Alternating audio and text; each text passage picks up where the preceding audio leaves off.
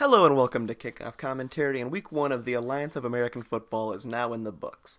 And it's time to look back, I think, on some of the things we learned from Week 1 of the AAF. So this is 5 things we learned from the first week of the AAF. Number 1, the offensive line play is not there yet. This is pretty obvious, I think, from the way that the opening games went. Quarterbacks were under fire in every single game that I watched. And I don't blame the offensive line for this. It's something that's hard to develop a unit with in a short amount of time, especially with a new league, new players, and things going on like that. And I do think it will improve throughout the season. It's hard for football to not improve throughout a season as players get more used to things, more used to each other, especially in a new league where they were off to a pretty tough start to get going on things. But in week 1, it was pretty rough because a lot of guys got roughed up, especially poor Mike Mirkovici, who got destroyed on the Sean Washington hit that went viral. Number 2, the 5-man rushing rule is an absolute necessity right now. This is just how it has to be. At first, when I first heard this, I was a little concerned about, not being able to blitz as many as you want to play, but it's become very clear that this is something that just has to happen. If there is no rule there, these quarterbacks are going to get sacked 15, 20 times per game, I feel like. The 5-man rushes are more than enough most of the time to get some good pressure here. So I do understand how it is somewhat hamstringing for a defensive coach to want to be able to do more with that, but they can't. And I do feel bad for them on that front. But overall, this is a clear move for player safety that is important and has to stay there. Number 3, Steve Spurrier clearly still has it as a head coach.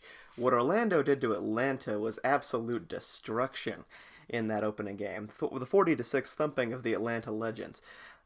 Spurrier has been pretty successful pretty much every coaching endeavor he's had in, or any football endeavor. The guy's a Heisman Trophy winner as a player in the 60s, a national champion head coach in the 90s, and he was still pretty good at South Carolina when he was the head coach there. I thought maybe he had retired and he was done and he just didn't have it anymore or didn't want to have it anymore, but that clearly was not the case as they roughed up Atlanta on that. They'll be a fun team to watch. I think they could be the favorites right now for the AAF just because of how well they played in that game.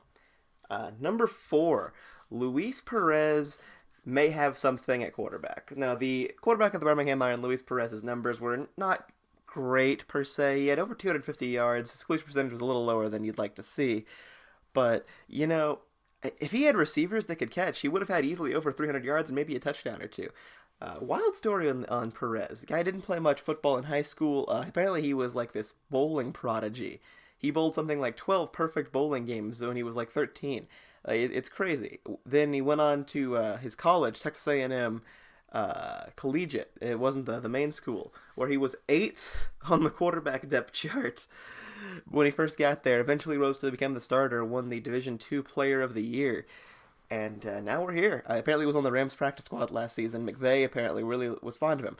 I think this kid has got something. He has great pocket presence. He seems to know when to take off and when to stay in the pocket.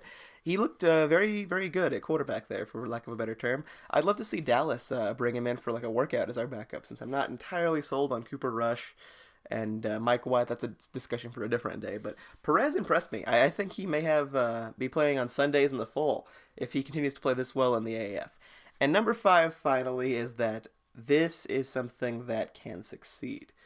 The way that it has been covered, the way people have gone on about this, the way that people seem to be genuinely excited, spring football is something that I think the NFL fan base, or just the football fan base in America, badly wants. The 6 months or the few months that we get of football every year just isn't enough for everybody. I think it's just because of the way it's scheduled.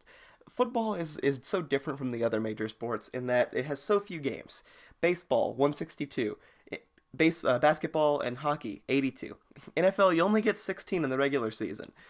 And that's every single game matters in that reason. College football's the same way, but that's the problem. It matters a little bit too much every game, where if you lose 1 or 2, you're already eliminated from championship contention.